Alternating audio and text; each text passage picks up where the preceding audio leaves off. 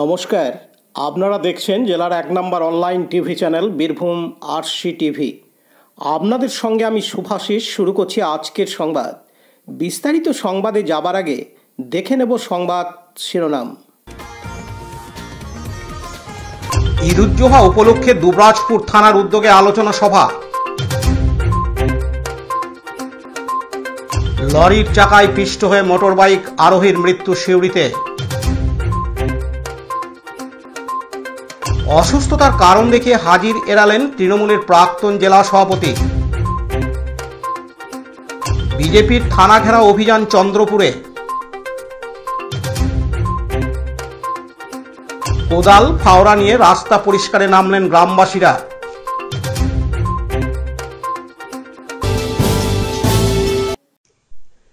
দুবরাজপুর থানা পুলিশের উদ্যোগে আসন্ন ঈদ উজ্জোহা উপলক্ষে আলোচনা সভা অনুষ্ঠিত হল দুবরাজপুর পৌরসভার হলঘরে আজ শনিবার ৩১শে মে।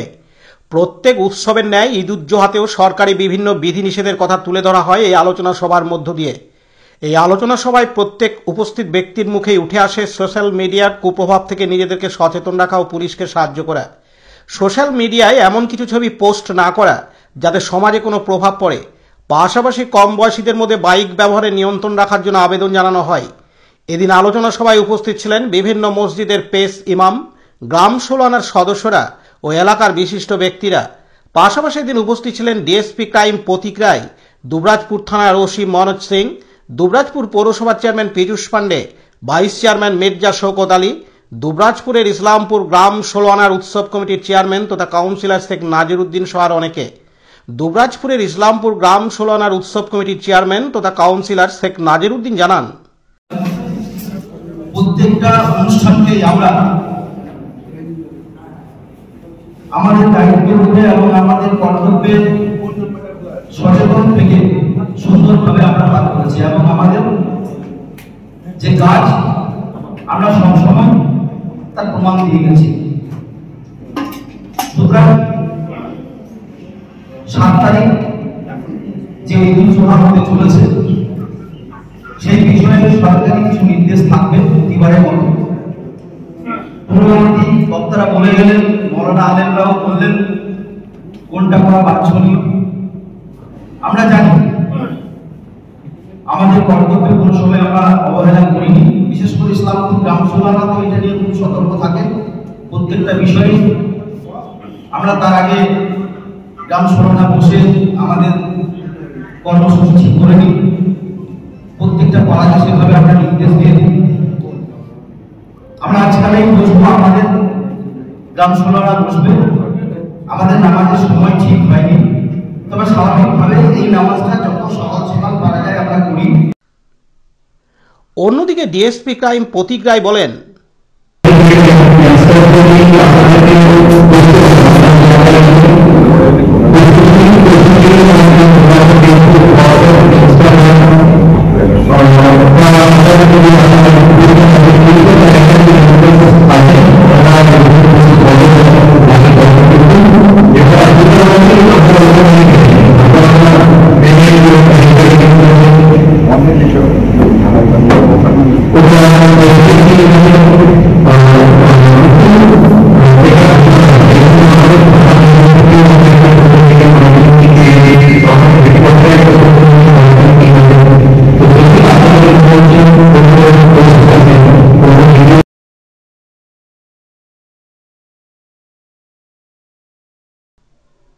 লালটু Mukherjee report, Birbhum RC TV, Dubrajpur. গতকাল শুক্রবার ৩০শে মে বীরভূম জেলার অন্তর্গত সিউড়িতে ১৪ নম্বর জাতীয় সড়কে লরির চাকায় পিষ্ট হয়ে মৃত্যু হল এক ব্যক্তির।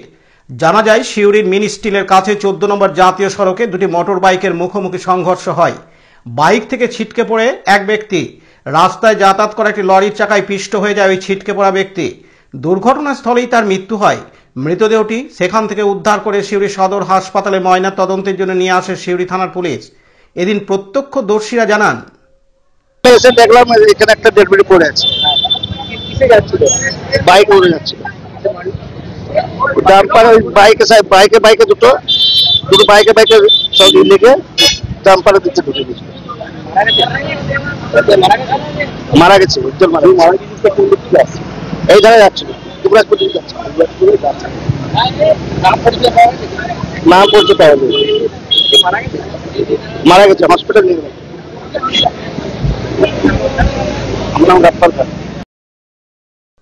পার্থ দাসের report, Birbhum RC TV, Suri. এখন বিজ্ঞাপন বিরতি, ফিরে আসছি বিরতির পর। স্কুল ড্রেস এর বিপুল সম্ভার ও সামগ্রী একই ছাদের নিচে। এখানে যে কোনো স্কুল, কলেজ, বেসরকারি শিক্ষা প্রতিষ্ঠান, সিকিউরিটি গার্ড, কেটারিং এর ইউনিফর্মও তৈরি করা হয়। এখানে প্যান্ট, শার্ট, স্কার্ট, জুতো, মোজা, সোয়েটার, ব্লেজার, টুপি, বেল্ট, টাই, জলের বোতল, টিফিন বক্স ও অন্যান্য ইউনিফর্ম সেলাই ও সাপ্লাই করা হয়। এখানে নামি দামি কোম্পানির প্যান্ট, শার্ট, পাঞ্জাবি, পাজামার পিস ও থান কাপড় পাওয়া যায়, যেমন বিমল, রেমন্ডস, ডোনিয়ার, কেলভিন। এখানে গিফট আইটেম, আধুনিক ডিজাইনের কার্পেট, ডাইনিং কভার, পাপোশ, পর্দা ইত্যাদি পাওয়া যায়। বিশেষ প্রস্তাব, প্যান্ট, শার্ট, ব্লাউজ, চুড়িদার, সেলাই ও ফলস পার করা হয়। যোগাযোগ করুন 9883752306। ঠিকানা দুবরাজপুর, ফ্যাশন এক্সপ্রেসের পাশে। শারীরিক অসুস্থতার কারণ দেখে হাজির এড়ালেন প্রাক্তন তৃণমূলের জেলা সভাপতি অনুব্রত মণ্ডল। হাজিরা দিতে এলেন না অনুব্রত মণ্ডল, তিনি শারীরিক অসুস্থতার জন্য হাজিরা দিতে আসতে পারেননি। তার জায়গায় এলেন অনুব্রত মণ্ডলের 4 আইনজীবী। তার মধ্যে অন্যতম ছিলেন বিপত্তারণ ভট্টাচার্য, সন্দীপ সরকার। এছাড়াও আরও 2 আইনজীবী তারাও ছিলেন। বোলপুরে এসডিপিও অফিসে অনুব্রত মণ্ডলের 4 আইনজীবীরা একসঙ্গে আসেন এবং কিছুক্ষণের মধ্যে তারা একে একে বেরিয়ে চলে যান। এদিন অনুব্রত মণ্ডলের আইনজীবী জানান, কারণ কি দেখালেন? অসুস্থতা নাকি অন্য কিছু? অনুব্রত মণ্ডল আজকে আশা করেছিল 11টা।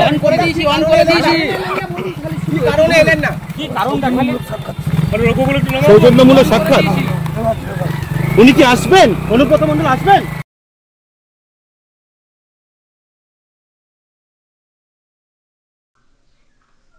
কাজী আমিরুল ইসলামের report, Birbhum RC TV, Bolpur. বিজেপির থানা ঘেরা অভিযান বীরভূম জেলার অন্তর্গত চন্দ্রপুর থানায়। গত 3 দিন আগে বীরভূমের দাপুটে তৃণমূল কংগ্রেসের নেতা অনুব্রত মণ্ডল বোলপুর থানার আইসিকে ফোন মারফত যেভাবে হুমকি ও কদর্য ভাষায় গালিগালাজ ও আইসির মা ও স্ত্রীকে এবং পরিবারকে নিয়ে নোংরা ভাষায় কথা বলেন, তারই প্রতিবাদে এবং অনুব্রত মণ্ডলের চূড়ান্ত শাস্তির দাবিতে ভারতীয় জনতা পার্টির সিউড়ি 3 নম্বর মণ্ডলের পক্ষ থেকে আজ শনিবার 31শে মে চন্দ্রপুর থানা ঘেরাও ও বিক্ষোভ কর্মসূচি গ্রহণ করা হয়। এই কর্মসূচিতে উপস্থিত ছিলেন বিজেপি নেতা অনুপ গড়াই, ধনঞ্জয় দাস, সঞ্জয় সেন, বংশী মালি সহ বিজেপির নেতাকর্মীরা। সোমনাথদের report, Birbhum RC TV, Chandrapur. এখন বিজ্ঞাপন বিরতি, ফিরে আসছি বিরতির পর।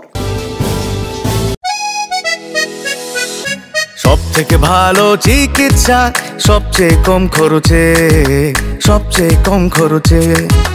সব থেকে ভালো চিকিৎসা, সবচেয়ে কম খরচে, সবচেয়ে কম খরচে। বিশ্বমানের স্বাস্থ্য পরিষেবা মিলবে দিনে রাতে, বিশ্বমানের স্বাস্থ্য পরিষেবা মিলবে দিনে রাতে।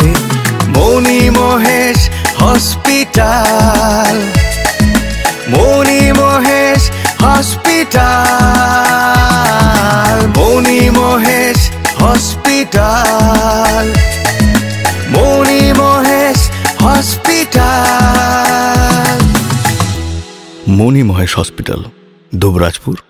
ফিরে এলাম বিরতির পর। ধান কাটার পর ধানের গাড়ি রাস্তার উপর দিয়ে নিয়ে যাওয়ার ফলে সমস্ত পিচের রাস্তা মাটির রাস্তাতে পরিণত হয়েছে। এর ফলে বৃষ্টিতে চরম সমস্যা হচ্ছে গ্রামের মানুষদের। তাই গ্রামবাসীরা গতকাল শুক্রবার 30শে মে সকাল থেকে হাতে কোদাল ও ফাওড়া নিয়ে রাস্তা পরিষ্কারের জন্য রাস্তায় নেমে পড়েন। পার্থ দাসের report, Birbhum RC TV, Suri. আজকের সংবাদ এই পর্যন্ত। পরবর্তী সংবাদের জন্য চোখ রাখুন বীরভূম আরসি টিভির পর্দায়। নমস্কার।